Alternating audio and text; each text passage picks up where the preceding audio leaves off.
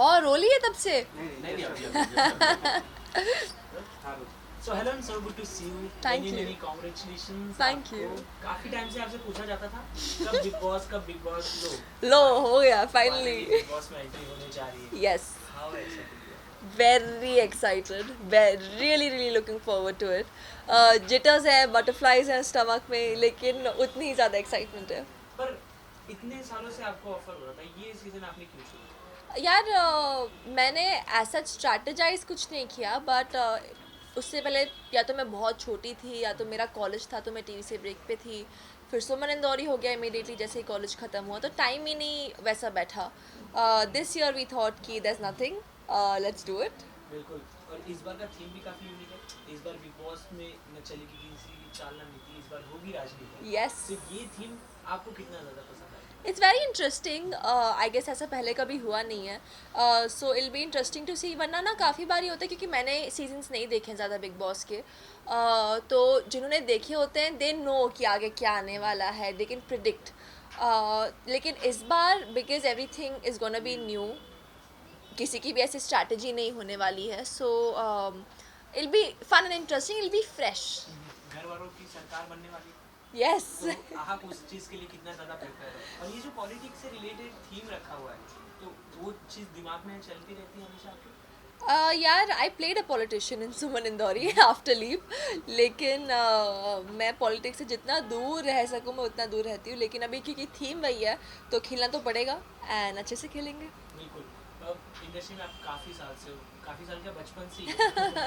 मैं बड़ी कैमरा के सामने हुई हूँ. तो आपके काफी सारे दोस्त बिग बॉस में जा चुके हैं, जैसे उन्हें पता चला, किसी का कॉल आया, किसी का टिप्स आया? Yeah, Hinadi called me. I called her asking for her advice, and she said, "तू मुझे मिल जाने से पहले you have to meet me." So I met her. She told me a lot of things. Rohan भैया से मेरी बात हुई. So it's been interesting, and I'm really looking forward to it. क्या क्या स्ट्रैटेजी होती है बिग बॉस के घर में जाने से पहले?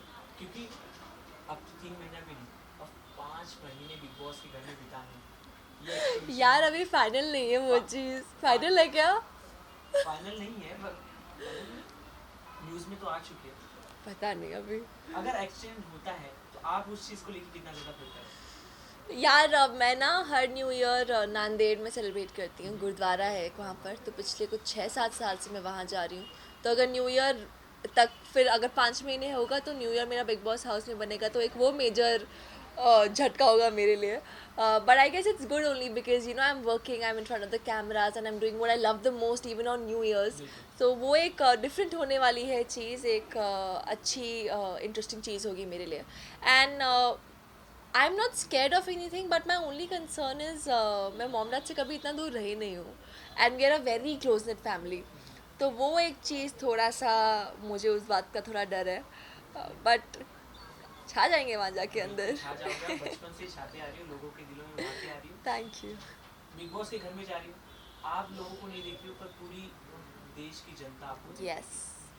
उस चीज का कितना ध्यान में है आपका, और कुछ स्ट्रैटेजी बना के जा रही हो? यार ऑनेस्टली मेरी कोई स्ट्रैटेजी नहीं है इस बार. This time I am just my only strategy is being myself, क्योंकि आई फील इतने सालों से बिग बॉस भी चलता आ रहा है तो ऑडियंस भी इतना देख चुकी है, ऑडियंस भी इतनी मंजी हुई है दैट दे कैन सी अगर कोई प्लान प्लॉट करके चल रहा है, कोई फेक बन रहा है तो I guess my only thing is that I am gonna be Ashnoor, I am gonna be real.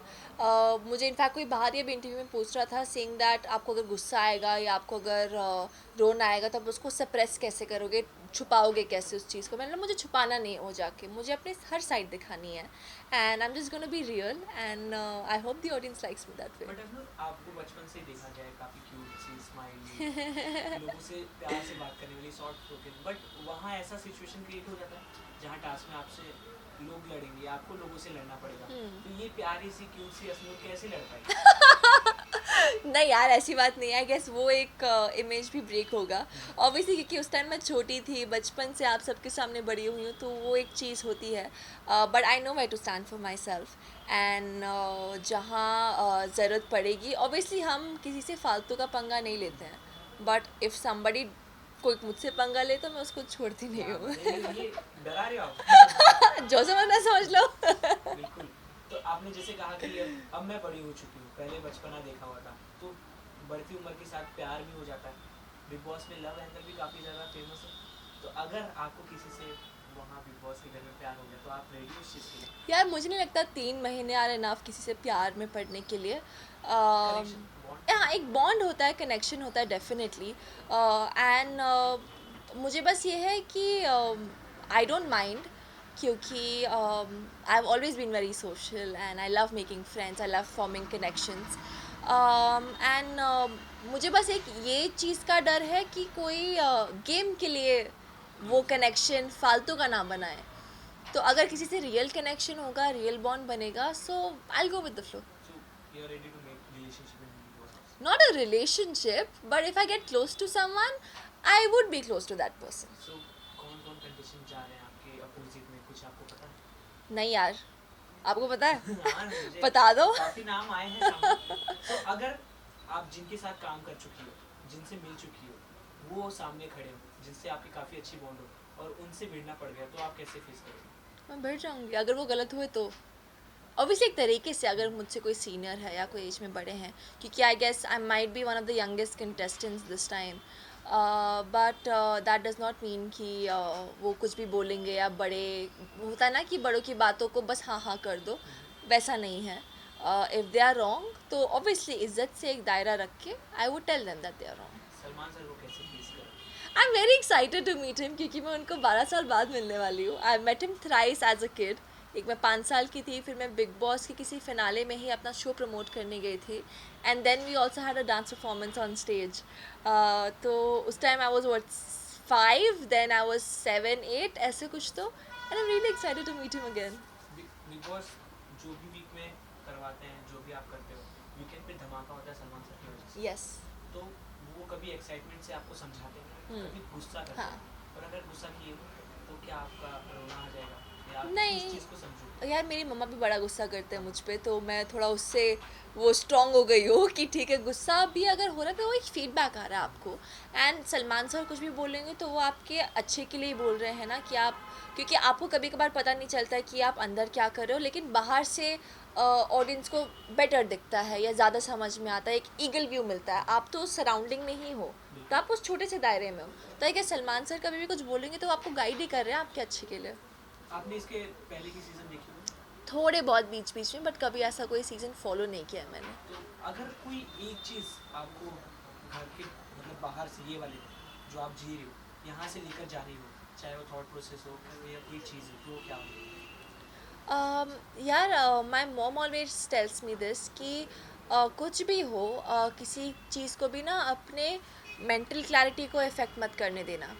तो काफ़ी बार ये होता है कि आप इतना बिज़ी हो जाते हो, बिज़ी इन द सेंस कि आप इतना उलझ जाते हो चीज़ों में, दैट आप यू कैन थिंक स्ट्रेट, आपका एक पीस डिस्टर्ब हो जाता है।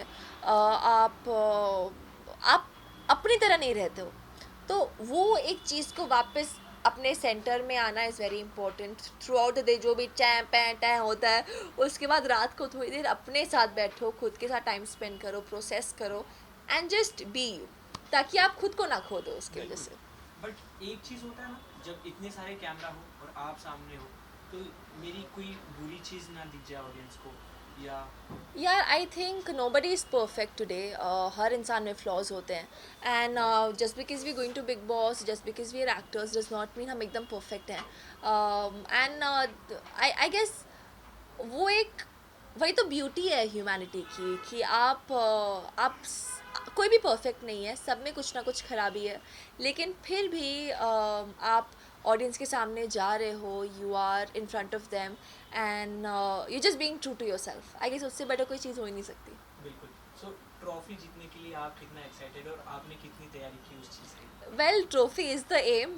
Trophy is the motivation to go to Big Boss this season, and I hope I win.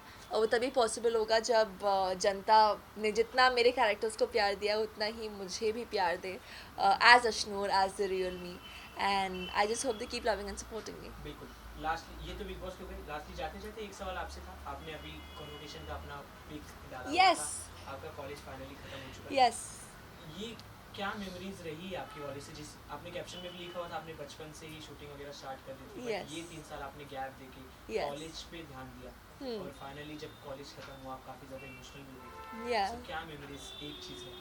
I guess some of the best years of my life were in college, and I don't regret, uh, taking a break from my long-term projects for those 3 years. क्योंकि मैंने जितना enjoy किया है, जितनी memories बनाई हैं, and जितना college ने मुझे shape किया है as a person, as who I am today, is all because of my college, all because of what I got to experience there as a normal student, and that was beautiful for me. बिल्कुल, thank you so much Jasmeet and all the very best. Lastly anything for Thank your you. Lovely fans? Just keep loving me, keep supporting me, because आपने अभी तक जितना प्यार और support दिया, I need double, triple, 10 times of that right now in this journey.